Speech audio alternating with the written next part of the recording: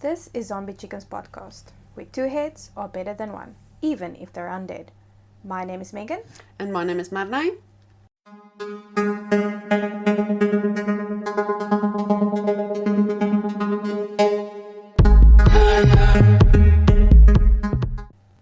In this episode, we are making each other watch genres we hate. So Yes. each of us have chosen a specific movie and given it to the person, obviously Megan or Marnay, to watch. We are then going to ask 5 questions each to test your knowledge on watching this movie. If you get the answer wrong, you need to take a shot. Yes. So we took out the peach schnapps again. Yes.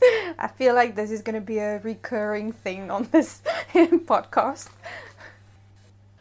So Megan gave me, obviously, a romantic fucking thing to watch. It was interesting. Anyway, the movie she gave me was Afterburn, Aftershock, and it came out in the year 2017. What was the site you gave me? Passion Flicks. That's who made Jesus it. Christ. Yeah, so if you guys do not know, it is sort of like I didn't know. the way I explain it is like if you ever read Mills and Boons, it's Mills and Boons books in movie form. Multiply by 3. Multiplied by 3. So it is like Wattpad, like people say, Wattpad. No, we can say Wattpad because we know it as Wattpad. Yeah, but technically it is what. So Wattpad, I want to say erotic story that a teenager wrote and then turned into a movie. That's literally how it is, because so that's how bad. bad it is. Jesus, while I was watching it, I'm like, fuck, Megan, why are you making me watch this? And I had to pour myself a very, very, very stiff drink to get through it, and I got tipsy here on the middle. no, I took a movie where I hated it and I was like, cool. She'll hate it 10 times more. It was torture. Oh my word. But anyways, back to Afterburn, Aftershock. Yes. So this is the synopsis. A businesswoman, Gia Rossi, is determined to be successful in a new job. But when her ex-lover, Jax Rutledge, waltzes back into her life, their passionate connection ignites not only in the boardroom, but in the bedroom. Jesus Christ, that's bad. And it was a bad movie. Oh God, I'm gonna have nightmares. Oh God. Okay. One of the I should have written it down, but one of the Reviews? One of the reviews was really funny. Yeah. The girl said it was she doesn't know who wrote the script, but it was flat. What else? And it was cringeworthy because it was fucking cringeworthy. Like when and the things he says, Rutledge says. I mean, there's this one instance where he's like, either suck me or fuck me. Yes. I'm like, what? That's gonna be my new motto. Oh, fuck. Yeah, God, I And it's like, I want you so bad. Jesus Christ. and I don't know. I'm cringing. As I'm cringing, I'm just drinking rum. And I found the actor so creepy looking. I'm sorry to whoever But he not is, just but that. I do not like his face. Like, No. We talked about his face. I mean, Yeah. from an artistic perspective, on the side view, he does look very artistically appealing. proportionately appealing. Even the girl as well. But the other thing that I found with this whole situation is the whole relationship is just very toxic. Yeah. I find it absolutely toxic. I mean, It is very toxic. the whole time watching, she says no, but after a while she gives in. Yeah. It gives you the wrong impression of what relationships should be. And I Should mean, if be, you haven't yeah. listened to our relationship tips that we gave in one of the previous podcasts, go listen to it. Where I think we did talk about why me personally don't like romance films is because of the ill impression that it gives you on what a relationship should be. Definitely. Where the guy, you know, always sort of goes after this girl, even though she's not interested in it. She literally gives in at one stage. I mean, that's stalking. I'm sorry, but that's it's a sign of stalking. Yeah, it is a very creepy movie if you actually think about it. Yeah. But anyway. Oh, and then before we forget, IMDb gave it a rating of 5.2 out of 10, which is like it's okay. It's not too bad. No, it's not okay. It's not okay. Definitely not okay. God. No, it's a bad movie. It is, because I don't think any person I don't think I know any actor or actress that played in the movie. Did you?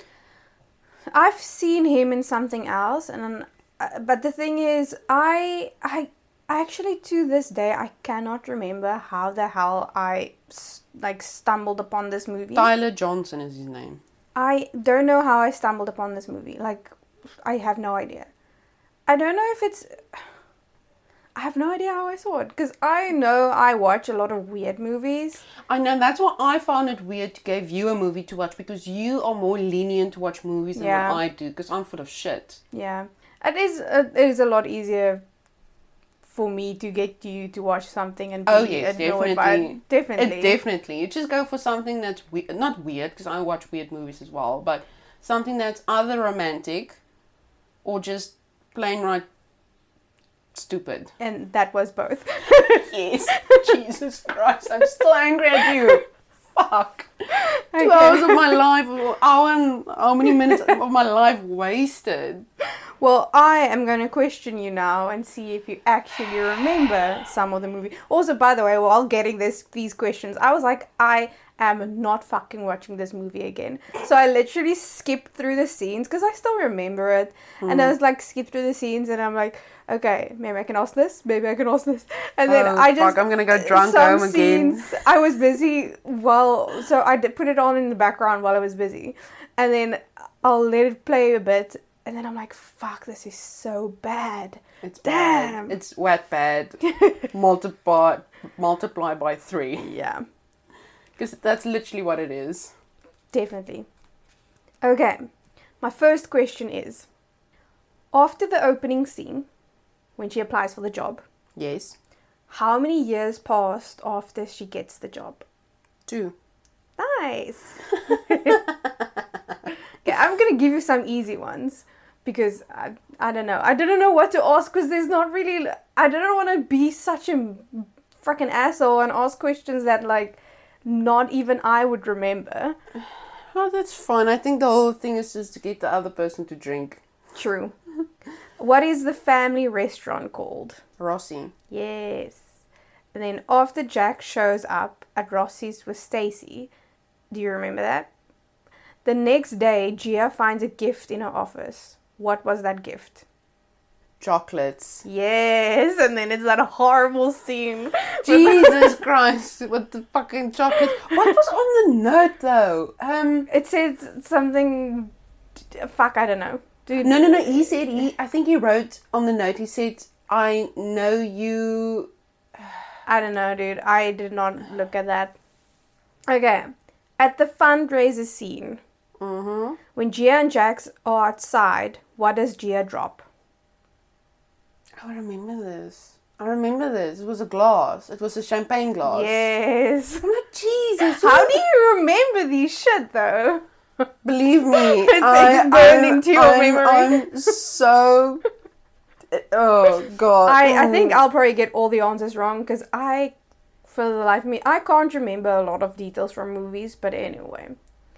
What does Gia do to save Jax's mother's reputation from being tarnished by the article written about her? Oh, she blackmails the reporter. She blackmails her, telling her that she found very naughty images of her. Yes. With I don't know who. Yes, her brother. Yes, it was her brother. Yes. No, but didn't she sleep with someone else as well? One of the she slept with You know clearly more about this movie than I do. Believe me, Megan, I don't know how, but the rum made me remember every Fuck, clearly. every single. I thought at fucking- least one of these you'll get wrong. I was hoping you will not ask me about the names of people because I'm not good with wanted names. to ask you about the names, but I know I'm not good with names. But you probably did that to me. So, did you? Yeah, you did. One question. Oh, okay. One question. Sure. Okay. Only one question. Okay. So, tell me about the movie I gave you. Okay.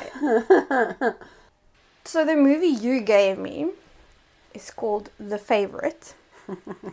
And is a 2018 movie. And it's a period drama. It's a period drama, which it's technically more. It's not necessarily drama. It's supposed to be a period drama, but it's more comedy mixed with weirdness, just fucking weirdness. So how did you find the movie? I found it okay. It was not that bad. It was just, It was very long.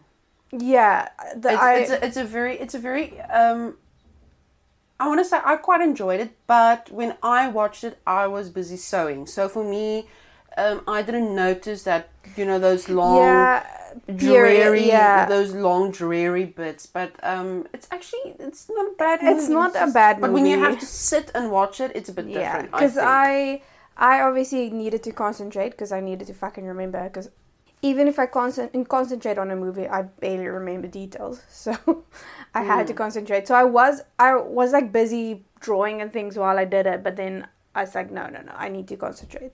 So I sat and watched it. But it is a really long. It's not that long compared to other movies. It just feels long. so long. There's a lot of Filler scenes? What do you mean? not fillers. There's a lot of, not detail, but a lot of snippets that you need to know because of what's going on. Yeah, there's a lot of atmosphere building and like... And not just that, I mean, you need to know, what's going on, therefore they have these scenes. Yeah. Because it leads to what's going to happen. Yeah, it's a very unique movie. I have to agree with you because I watch a lot of period dramas. I like period dramas. And for me, it was very odd. It is very odd. But I think it's because of the person that is odd in the film. Yeah, definitely. It was a very... not something I've seen in a while. And the camera work was very interesting. Like, a lot of times when they had, like, the wide lens, I was like, why? That was very interesting. It's like... what do you call those lenses? The fish eye lens that makes you look like you're in a fish tank or something like that. Those lenses. They used a couple of scenes that did that, and I think it was because to show the room, but it was those, I don't know. It just felt sort of out of place. I know what you mean. Again, I didn't sit and watch it. Yeah. I was busy sewing while I was watching it. So I did miss, I think, a lot of the scenes, but still listening in on... But, yeah, everyone played really well in the movie. It's Olivia Colman, Emma Stone, and Rachel Weisz. I like Rachel Weisz. Weisz? How do you pronounce it? I saw it Have as you an ever L. watched Weisz. My Cousin Weisz? Rachel? Weisz. I think I have. Can't remember. Good that much. movie. I don't remember a lot of details of movies. I need to use that for space in my brain for something else. So I'm still surprised I got 5 out of 5 for remembering that fucking movie. I have no idea how you did that. I'm gonna vomit now. But anyway, the synopsis of The Favorite is: in early 18th century England, the status quo at court is upset when a new servant arrives and endears herself to a frail Queen Anne. I don't want to read too much because then obviously I'll keep a small synopsis, and this is the synopsis on IMDb, and it actually got a 7.5 out of 10. It's quite a high rating for a movie quite a high rating. But I think it did got a little bit of critical acclaim, but I mean, it's not based on true events. Yeah. It's just a period drama. It's a chaotic mess. That's what it is. But yeah, and I think a lot of the things weren't necessarily accurate. Like, I know, it annoyed me a lot, like the language. yeah. How they intrinsically, said fuck. Yeah. You won't say that in court. Yeah, they were very, I want to say modernized. But yeah, I don't want to read too much because then I would actually want to, because then I'll remember more of the movie. But anyway, go ahead and ask me the questions. Oh, Jesus, you're going to hate me now then. Probably, yeah. So, what illness did Queen Anne have? They said gout, but I don't think it was gout. It looked to me like gout, because remember, if you have if you're very far along with gout, it does tend to go to gangrene where you lose limbs. That I know, but I mean, if you look towards the end of the movie, she definitely had a stroke. Yeah. Definitely had a stroke, because you can literally see her face. Face is sagging, and no one notices, no one says anything. She can't lift her arm. Yeah. Anyway. Okay, so the second question. What year does the period drama take place? Oh my god. Obviously the 1800s. I 1822. I have no idea. 17. 1700s. 1711. 1711. Take a shot, my dear. Fuck. And how am I supposed... They never mentioned that. How am I supposed to know that? Google? No, I didn't research a story. Did you research your story? Yes, I did. Why? Because I didn't want to get it wrong. Besides, they talk about the war between France. Yeah, I don't know. I wouldn't even have known. That's the period of the 100-year war. I wouldn't have known. Which is not 100 years, it was 116 years. Okay, I wouldn't have known. I'm just going to keep on saying I wouldn't have known. I'm sorry. Anyway, cheers. Okay. And for people listening, by the way, it's 10 o'clock in the morning. Yes, I'm drinking 10 o'clock in the morning. Oh, you are. Okay, so how many rabbits did Queen Anne have? 17. Mm-hmm. And for what reason did she have the rabbits? Or for all the kids that she lost. That was quite sad, wasn't it? It is really sad. And because of that, I sort of started liking Emma Stone's character more. Because she actually... Obviously, she did it to get... For a reason. She did it for a reason, but she knew where to get her. Yeah. And anyway... But also, she didn't know that's the reason why the rabbits were... But she obviously knew that the queen had attachments to the rabbits. Her baby. She called them her babies Her all the babies, time. And last question. What title did Abigail gain by marrying Colonel Masham? She was a lady, didn't she? She is a lady of the court, yes. But she has a title now. Does she have a title? I have no fucking idea. At that point, I was like, I'm done with this movie. I'm so glad at least I gave you a little bit of grief with my movie. But in any case, she's a baroness. Take a shot, my dear. She really wanted to become a lady again because she lost her title when her father gambled her away. Yeah. So that's why she wanted to go work in the, at the palace. Yeah. So she obviously had these plans from the start to sort of... It's very premeditated. I want to say it's sort of premeditated. I think she saw her cousin's reputation and her position, and then she was like, I can I think it started off, especially when she wanted to try to save the queen. You know, with the gout, when she put on the ointment. I think she started off innocently, and then till realized. her cousin said something about...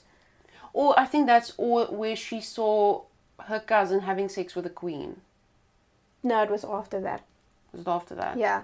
The first time she started mentioning it was because when I started seeing that there's not something right, is while the queen was coming past her, she started coughing, and she's like, sorry, queen, Sorry, ma'am. I gotten a cold. Must have gotten a cold when I went out to get your herbs for your legs." And she's like, "Oh, was it you?" And she's like, "Yeah."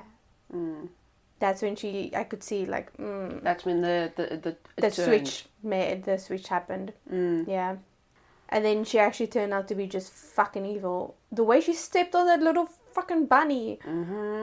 But that's the thing about power does to you. You get power hungry. Yeah. Because she knew now. She got rid of her cousin. She's in with the queen. Yeah. She knew now that this is... And she was smart enough not to ask for anything. Yeah. She just sort of... Because she knew. She sort of, not around the corner, but around a lot of means, asked... What's his name? She asked... whatever his name is, to mention to the queen that I don't know what the actor's name is, Nicholas Hoult, but I have no idea what the character's name is. He had a funny name. Whatever. Harley. Yes, his name was Harley. She asked Harley indirectly to tell the queen, and then she said she would like to marry him, but because of her position, she won't be able to, because she's a fallen lady. Yeah.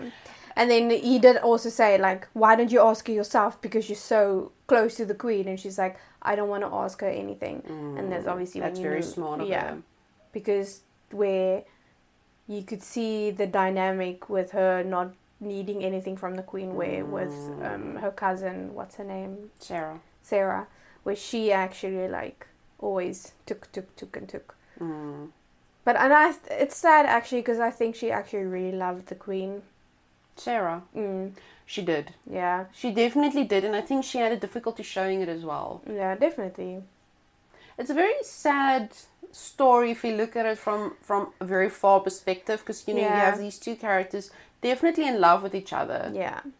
Because the queen does love Sarah, and they obviously can't be together for obvious reasons. I mean, it's the 1700s, 1800s, if you must. And obviously lesbianism, any gay relationships is not tolerated, even if you're in hierarchy. Yeah. Well, it is sort of tolerated in certain, I don't want to say circumstances, but not in court. It won't be allowed in court. Hush, hush, yes. But otherwise, no. And you could see when she threatened the queen with the letters, and then when right after she burned the letters, she didn't even hesitate. Yeah. She hesitated to burn the letters because you could see it actually had sentimental value to her. But I mean, she didn't hesitate to get rid of evidence of that. But yeah, it is actually really sad that she did love him. And the fucking ending scene, I don't understand what was happening there. It was just fucking weird. What was the end again? So the queen realized, is her name Mary? Emma Stone's character? Can't remember her Abigail. name. Abigail. Why am I thinking Mary? Anyway, Abigail. She was sitting, and that's when she stepped on the rabbit. And then the queen was laying in bed, and she heard it, the rabbit screaming. And then she realized there's something not right. And then she fell out of bed trying to get away. And then she stood up, and then Abigail followed her. And then she said, rub my leg. And then she started rubbing her leg, and it just started fading in and out from the queen's face to Abigail's face, and then the rabbits scurrying around, and then fading the whole time between those three scenes, and then it's just the rabbit scurrying around. I have fucking no idea. And they both had like frowns on their faces, and then suddenly they like just had like sort of no expression. They just like their face just went neutral. I almost want to say it's where Abigail tells the queen that, no one would believe you. I don't know. I don't think it's that. Because she, like, doesn't even look at the queen. I don't know. It was a very weird ending. I mean, you can sort of interpret it in many ways. It's just difficult to actually pinpoint, what was the meaning behind the end. It was so fucking weird. Anyway, you still need the bottoms up. True. You've been procrastinating, right? Just. Bottoms up.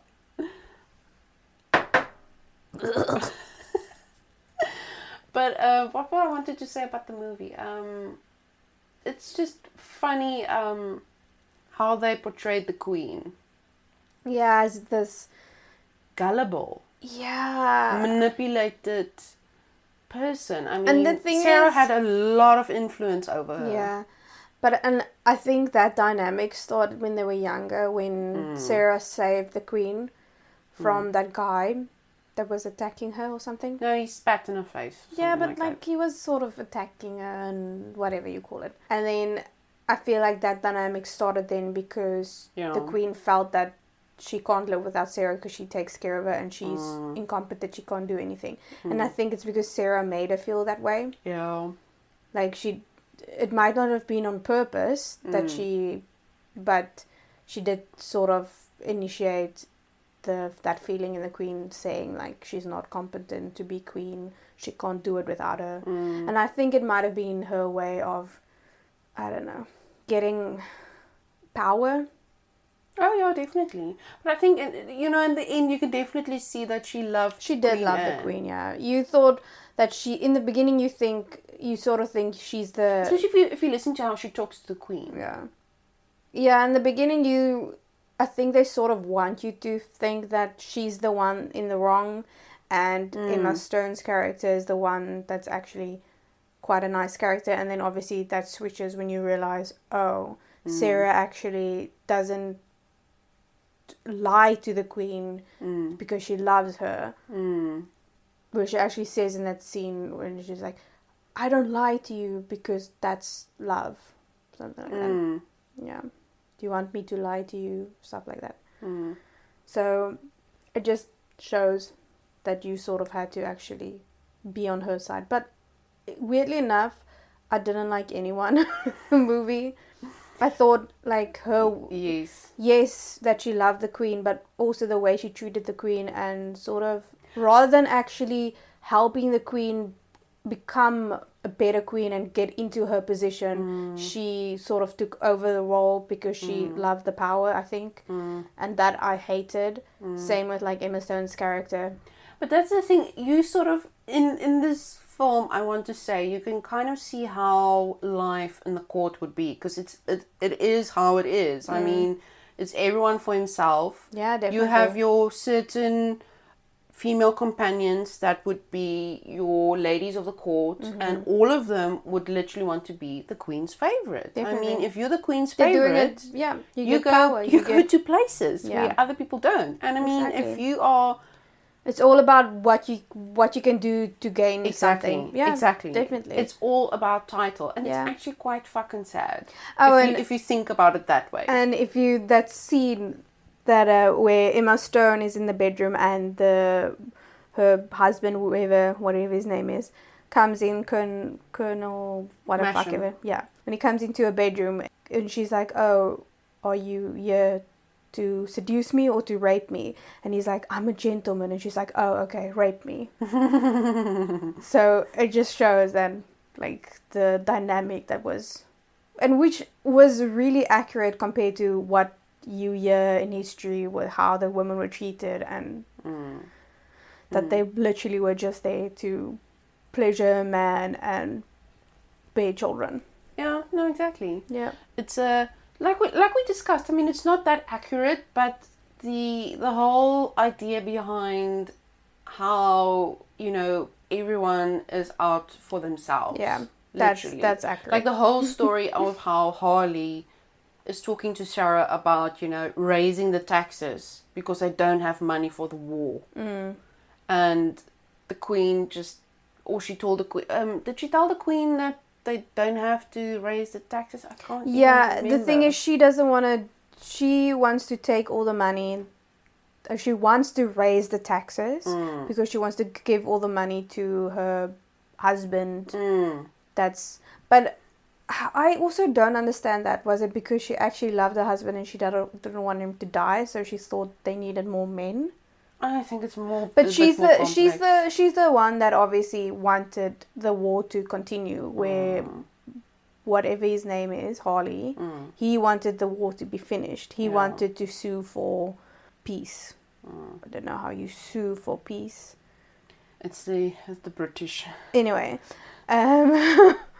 so yeah, they wanted to do that because they said they don't have money anymore. They can't spend more money. Blah blah blah blah. Which then I don't know who was supposed to be in Like everyone did everything to gain something. So you don't know who was actually doing it because they actually wanted a better life for the country, or if it was purely because they wanted to gain something, which clearly it was purely because everyone wanted to gain something. No, it definitely is. I mean, you heard what I think it was Sarah that when after she fell off the horse and she was at the brothel where she recuperated, she came back and she heard that Rachel got married. She's like, what, she's a lady now? And remember what she said? She said something in the lines of, yes, but remember she gets £2,000 per year. Yeah. For her title. Yeah. Now, back then, that's a lot of money. Mm-hmm. Fucking a lot of money. Mm-hmm. But anyway. Yeah. That's the story of the favourite and Afterburn Aftershock. Jesus clearly Christ, we had don't a lot watch the movie. Clearly we had a lot more to say about the favourite, which it's very interesting if you think about it. Yeah, I recommend anyone to watch it, even though it's really weird and it does feel a bit stretched out sometimes. Like it feels like. But there's a reason why. There's a reason why. Like I said, it is to build sort of the atmosphere to the end. But it's a interesting watch. If you like weird movies and you don't particularly like follow a period drama for its accuracy, then I would recommend it. And also everyone played really, really well in the movie. Like the actresses were amazing.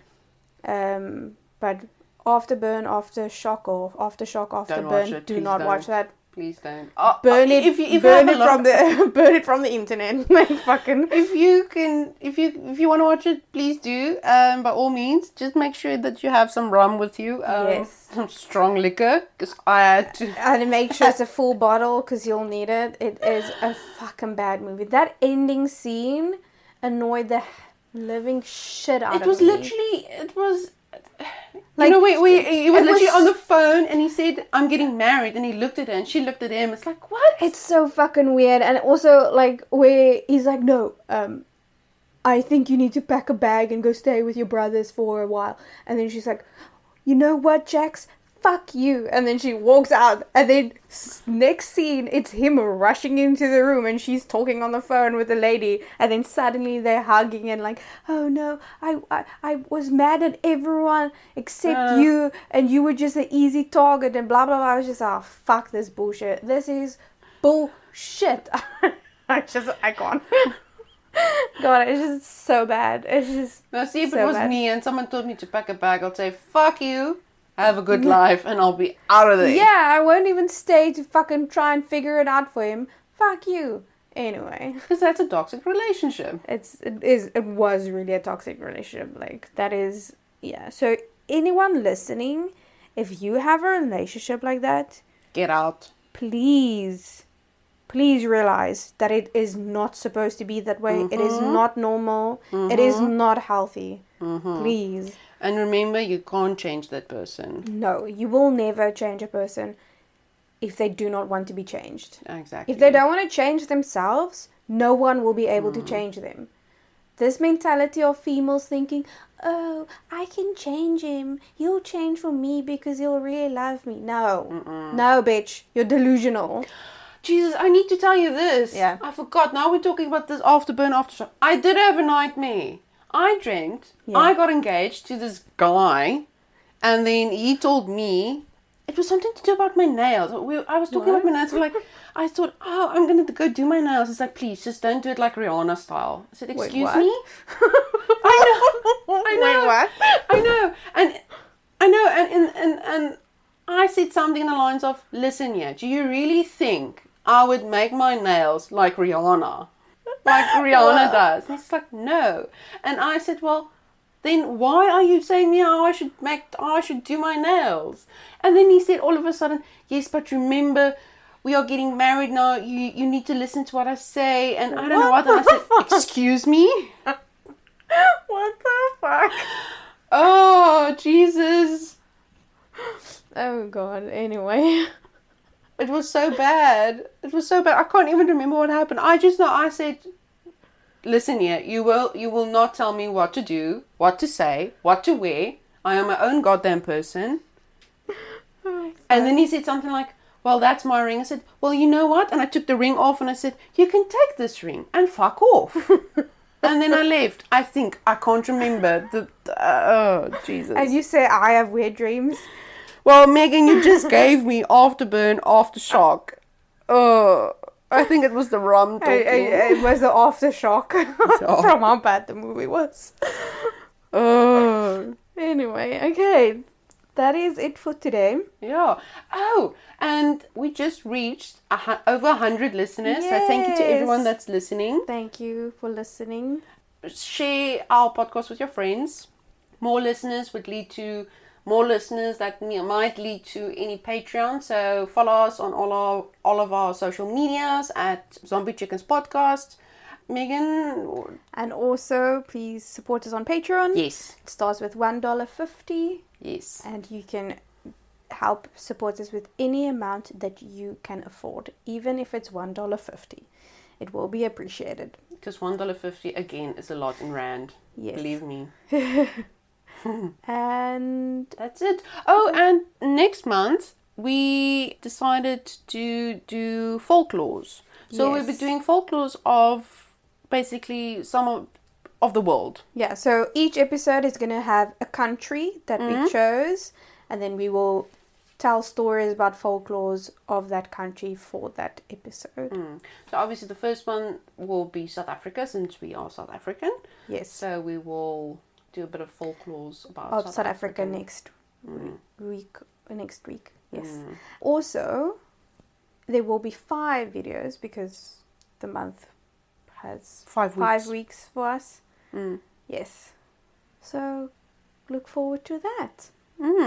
I can't wait, actually. It's going to be exciting. Yes. But anyway, that's it. So cheers for ears. Cheers for ears.